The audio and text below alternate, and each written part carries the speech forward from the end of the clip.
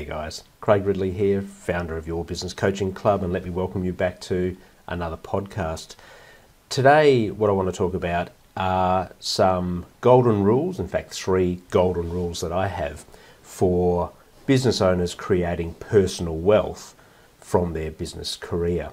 What I'll go through today is not earth-shattering. You're not going to find anything really radically different that you haven't heard before in these rules, and certainly they're not overly difficult to apply in your life. But at the end of this, I guarantee you're going to be asking yourself, well, why the heck aren't I doing these things already?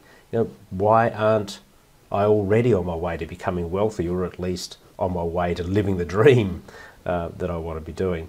Once you start implementing these 3 very simple, very easy, very practical, common sense rules into your business life, I'm telling you, you're never going to look back again. Not only will you keep the family happy by bringing home some decent coin for a change, you're going to be building long-term wealth to fund that retirement dream that you've got.Maybe even an early retirement, so you can enjoy the world while you're still young. Wouldn't that be good? Look, I've worked with hundreds of business owners over my 30 plus years as a business advisor, and almost all of those have spent massive parts of their business career struggling with their personal finances. Even when the business has been successful, they haven't been focused on building their personal wealth that's independent of their business and protected from the ups and downs of that business life. And we know what those cycles are really like. But once they apply these 3 common sense rules into their life, their life just gets so much easier. It's much less complicated, and it's much less stressful as well. It's interesting, when business owners have less stress, so when your personal stress levels are reduced, you start to make better business decisions along the way. And that just leads to you becoming even more successful. So it becomes this bit of self-fulfilling prophecy that I keep referring back to all the time. So the better you feel in yourself, and your personal wealth will drive some of your personal well-being or feelings of well-being. The happier you are at home, the better you feel, the less stressed you feel, the more able you are to make really cool strategic decisions for your business, the more energetic you are in being able to implement those decisions, and you become more successful. So it's really interesting from there. So look, if you are looking for 3 simple rules to try and run your business life by, if you're looking for 3 simple rules to start building your personal wealth, if you want 3 simple rules that will reduce your stress levels and improve your lifestyle, well, you've come to the right place. I think this podcast, what I want to cover off on today, is going to deliver exactly that. Now look, before I jump in, can I ask for your help in trying to spread the word about Your Business Coaching Club? Now, our vision here is to provide practical, professional, affordable support to entrepreneurs from all around the world as they strive to achieve their own personal vision for what they call business success. And to achieve that, our mission is really to give you access to the very best resources and advice available, so that you can improve your profit, so that you can grow your business, so that you can generate wealth from your business career, and that you can finally achieve that lifestyle balance that you've been looking for ever since you started your business journey. But we do need your help for us to be able to achieve that vision. So if you like what you hear and see today, can I ask you to subscribe to this podcast wherever you're watching it or wherever you're hearing it from? Can I ask you to share your wisdom with the world by leaving your comments, again, under this video if you're watching it there, or on our blog, or indeed on a audio podcast? And finally, can I ask you to perhaps share our content with your network, but only where you see that it will bring value to those in your network. We won't ask you certainly to do anything or spread any content that you don't think is useful to either yourself or to others. And of course, if you want to take the matter further, if you want to become an active member of our global business community, well, certainly you can join that community. The first step is just to go onto our site at yourbusinesscoachingclub.com and download our free business success blueprints. That's a great way to start. That way you get onto our list, and we can keep you updated with all of the new information and content that we deliver. But Obviously, after that, you can certainly look to become a member of your business coaching club or a full member. The cost is only $15 a month. That's about 50 cents a day. There's no lock-in contract, so you can come and go whenever you want. And that will give you access to every business improvement coaching resource you are ever going to need in your business career to improve your business and to achieve your goals. So can I ask that after you watch this podcast video or listen to this podcast audio, can I ask you to go to yourbusinesscoachingclub.com? You can get more information there about what we've got to offer, both you and your team, as you build your personal success story. So look, with that promotion over, let's dive right into this one. So look, very few business owners focus on their personal wealth. The business comes first, and your personal life seems to take a back seat, takes a second row to the demands of the business. So you end up working really hard and often for little return. And you can rationalize that in a million different ways, but you generally tell yourself that's just the way it is when I'm in business. My business is hungry for cash, it's hungry for my time, I need to feed that, otherwise my business will fail. It's interesting what people's definition of wealth is. Some people measure wealth by money. I don't think that's the only measurement that you've got. I think the quality of your lifestyle is a fantastic measure of wealth as well. If you've got the ability to do the things that you need to do when you need to do them, I think that creates an environment where you are as wealthy as anyone else, even if the number of dollars that you've got in your bank account doesn't stack up to some of the glory hunters. So money's important, yes, but I think lifestyle is really, really important when we come to measure wealth. So when we talk about using your business as a way to grow your wealth, it's in monetary terms, but it's also in terms of making sure you've got a balanced lifestyle in all of that. So let's move on. Golden rule number one. What's my first rule for creating wealth out of your business career? I think you need to have a realization and a full understanding that your business owes you more than just a living. Okay, it's not enough just to be taking a little bit of money out of the business here and there. Being in business means a lot more than that. And the first stage to that is always that you should be paid a commercial wage. Every single one of your family members that works in the business should be drawing a commercial salary, a commercial wage for the input and the effort that they put into that business. My mantra is always that I don't believe you can actually say that you are in business until your business is paying you a return for effort, that you are drawing a commercial wage. Up until then, you're a slave to something, and quite often you could probably be doing better if you were still in your paid employment back in corporate life. So I think it's really important. One of the first milestones when you start out in a business, or if we're looking to turn around and improve your business at the moment, the first milestone that you really do have to tick off is that, is the business paying you a commercial wage for the effort you put in? If you had to employ someone to do your job, would you pay them more or less than what you're currently being paid yourself? And I think that's the measure of what should be done. So we need to get your business to a point where it is paying you full value for the effort that you're putting on. It's really scary if you compare your hourly rate of pay back to some of your employees. You do that calculation, and I've done it a lot of times in a lot of businesses, and scarily you might find that you're actually drawing less wage per hour of effort that you put in than the janitor who works in your business, that for your than maybe your lowest paid clerk in the business. Certainly you may well be drawing less than your more senior people, your supervisors and shop stewards. So scarily, just have a look at that hourly rate, and again, as I say, just keep coming back to making sure you're being paid a commercial wage. And by setting that wage, it needs to be paid on a regular basis. So if you pay, you should be part of that normal pay run. If your workers are being paid weekly, you should be paid weekly. If they're paid monthly, you should be paid monthly as well.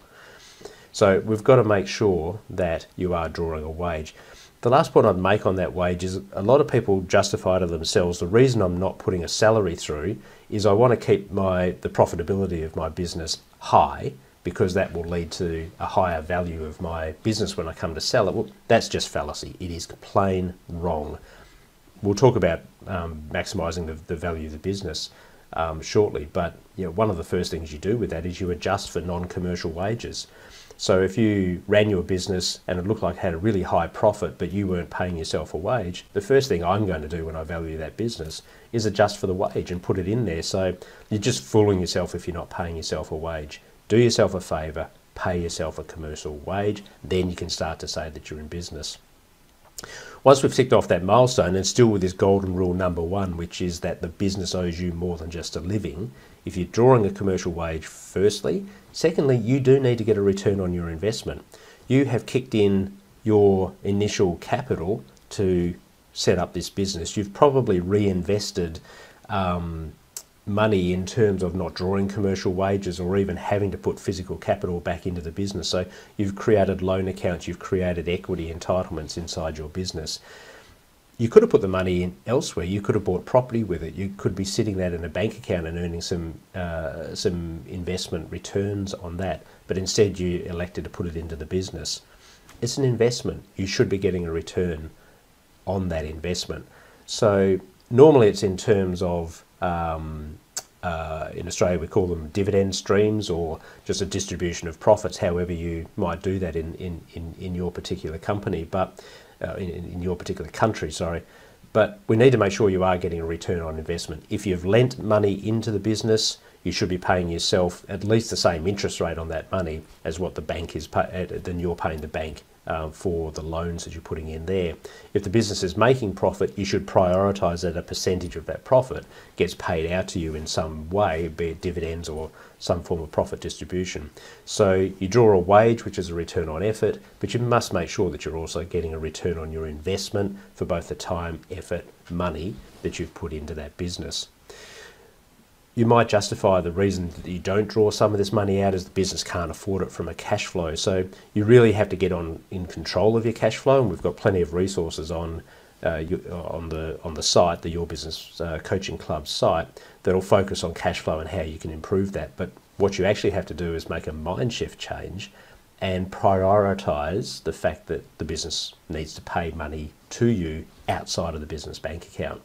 And you balance that up against the other capital needs of the business. But if you don't prioritise payments to yourself, they'll never come. It just won't happen.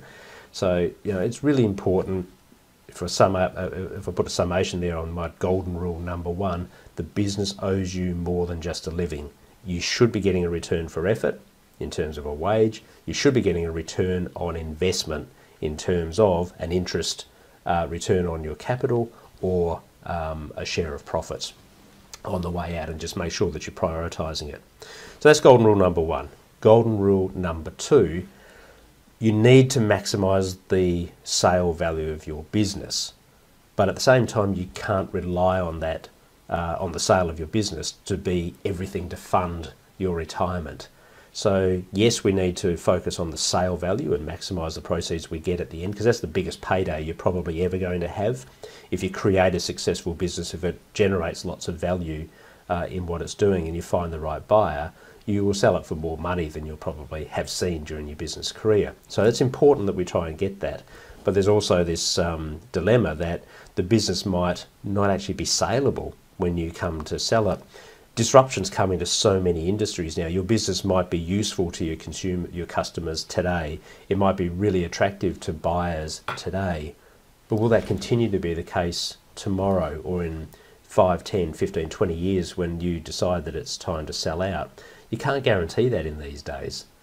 Okay, so other things like demographic and consumer choice changes around the place, economic changes. The time to sell your business, you just happen to be in a recession and the business is worth nowhere near what it was maybe 2-3 years ago when everything was booming in the economy. So all of these changes can both reduce the buyer pool and they can certainly reduce the value of your business. I think some of these demographic changes, we're seeing millennials or new generations of kids coming through, when they look at the type of businesses that they want to get involved in, they're not the dirty businesses of old. They're not the digging ditches businesses. They're not the building fences businesses. They're not the landscaping businesses that we're all quite happy to go into. Manual labour almost seems to be something that the younger generation is allergic to. So where perhaps a plumbing business is really attractive today for someone to buy, tomorrow may not be, because it might not be the type of work. So lots of things can change between now and when you come to sell your business. So you can't rely on the sale of your business to fund your retirement completely. You need to be working on that on the way through. If we just talk about how we do maximise the sale of the value of your business when you do come to sell it, and we'll spend more time talking about this in other sessions, but the value of your business when you come to sell it is driven by two factors largely. One is the amount of sustainable profit that the business is making, and two, the amount of risk that the buyer perceives that there is inside that business. So profit's easy. We can assess what that is, and we talk about sustainability of profit. So it's not just the profit you've made this year when you come to sell it. It's not the profit you made even last year. It's the trend of those profits.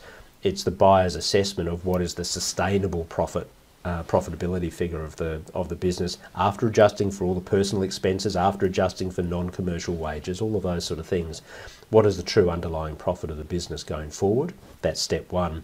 Step two, from there, the buyer will apply a risk factor to that. Sometimes that's expressed as like a percentage of, or a multiple of profit when we calculate that. So we might say that a business is generating $100,000 worth of profit, and to sell it, it's worth 2 times that profit, so it's worth $200,000. That's effectively a 50% return. The buyer is putting a 50% risk rating on your business and says that I'm prepared to invest $200,000 to make a 50% return, $100,000, and recoup my money in 2 years. If someone might assess that your business is a lower risk and put a 33% risk rating on that one, that would translate to roughly a 3 times profit multiple. So we'll spend more time about how to maximise or how to value a business. We'll do that in another session. But what's important is that, one, as you work through your business, you need to structure it so that it becomes more attractive to a buyer, certainly, and that will maximise the sale value when you come to sell it, and that will be a large capital sum that can go into your retirement planning schemes. But my word of warning is you just can't guarantee that that value is going to hold what it's worth today. It may not be worth more tomorrow. It might actually be worth a lot less, and it may actually get to the point where it's not saleable at all. And also remember that personal services businesses, businesses that have goodwill attached to you as the business owner rather than the business process itself, there are times there where the amount of goodwill or the sale value of your business might actually be really, really low. You might not be able to sell it for any value at all. So just bear that in mind. We need to maximise the value of the business to fund our retirement. Yes, we do. But let's not count on that being the only source of retirement income that we're going to have through our life. Which brings me to golden rule number 3. And that is that retiring with the right amount of money takes a hell of a lot of planning. You know, it also takes a lot of planning. It takes a lot of strategy and takes a lot of time to be able to get it all in place. So the easy answer is just make sure we've got some investment strategies in place. Don't spend everything that you earn out of the business. So it's nice that if you're working hard in the business and you are drawing a commercial wage and you are getting a return on an investment, you'd like to live a lifestyle that's appropriate to that. But no matter what income level you're on, you need to make sure you're putting some money away for the future and for retirement. So make sure you do have an investment strategy in place where you are investing a percentage of your income every year. And when we talk about asset classes, I really don't care if you're investing into property, if you're investing into stocks and shares, if you're investing just into cash in bank accounts, but seek professional advice on that. We're not professionals ourselves. When you try and do that investment planning yourself, we make emotional calls rather than strategic calls. So I'd always encourage you to seek professional advice, but just get an investment strategy, an investment plan in place so that you're creating this this bucket of gold, or this wealth, accumulating wealth outside of the business. So if something happens to the business, we've got this money protected, and also that we can live independently of the business. We're not relying on its sale value to completely fund our retirement. I would counsel you on taking care if you're going to reinvest any money back into the business, and especially especially where you reinvest that money back in with partners. So I see a lot of instances, a lot of the time in medical practices, where the partners will put their money together and they'll buy the medical practice, the property that they work out of. I don't ever like that, because there's some real difficulty there. If you have to, for your reasons, you want to sell your interest in that property, you've got to get the approval of everyone else. And you can have legal documents in place that says that the other parties have to buy you out, but they could be in situations where they don't have the capital to be able to do that. Likewise, if you've got a percentage interest in the business property with other partners, banks won't credit you with that equity. Banks won't allow you to use that equity to fund any personal investments or personal uses for that you might need other finance for. So I always think it's really risky in placing some of your investment strategy into business investments with your business partners. I think your personal investment strategy should be completely separate to your business investment strategy. If you need to buy a commercial property for the business, that's fine, but treat that as a business asset and a business decision, not as a personal investment decision. In putting your investment strategy together, just remember that you really need a strong understanding of what sort of income and what sort of capital you're going to need in your retirement. It makes a big difference. If you think that you can survive on $50,000 a year in retirement, there's a certain amount of capital that you're going to have to accumulate to be able to fund that. If you need $200,000 to live what you think is a decent retirement, you're going to need a lot more money in the bank, a lot more investment capital to be able to fund that. So just to give you a bit of an idea around that one, $1 million of investment funds, if that's what you had on retirement, that'll probably fund about $60,000 a year if you were to survive for 30 years after retirement. So we retire at age 60, we die at age 90, let's say. If you started with $1 million in the bank, assuming a 5% earnings rate here, so that can always go up and down, but at that sort of basic rate, you can draw about $60,000 a year in income, and that may be enough for you. It may not be enough for you. So do you need to accumulate $1 million in capital, $500,000 in capital, maybe $2 million in capital? If it was $1 million, so we need to understand timeframes and all of this. So how long are you going to survive post-retirement? Well, we don't know, but we need to plan for it. Is it 20 or 30 years? But also, we need to understand the time frames that it'll take to get that $1 million away, or $2 million accumulated. How long is that going to take? Now, if we're 25 years away from retirement age, if we've got 25 years of investment in front of us, we probably need to put away about $20,000 a year into pure investment, personal investment, to generate that $1 million nest egg capital investment. But if we're only 10 years away from retirement, well, we've got to find $75,000 every year to put that into investments to generate that $1 million capital sum, because we don't have the miracle of compound interest working for us for many years. 10 years sounds like a long time frame. It really isn't, not in investment terms. Anyway, so you really need to have a strong understanding of what our time frames are, both pre-retirement, so how far away are we from retirement, and then post-retirement, how many years do we want to provide for us to try and live. So we need to understand how much capital we need to put away. And again, my warning, or I guess a warning that I've put there, is that I don't think we can rely on the sale value of the business funding that retirement capital. You might think your business is worth $1 million today, so I don't need to put any more personal investment money away. I just think that's wrong thinking, because your business that's worth $1 million today might only be worth $500,000 in 20 years' time when you come to sell it, for all the reasons that we talked about. So I just don't think you should be taking that risk. You should be dedicated and disciplined now to be putting money away out of your earnings in terms of wages, and out of your earnings in terms of the dividends and profit distributions that you can pull. So so they're my three golden rules that I'd like to talk about. So, or that we've covered off on here today.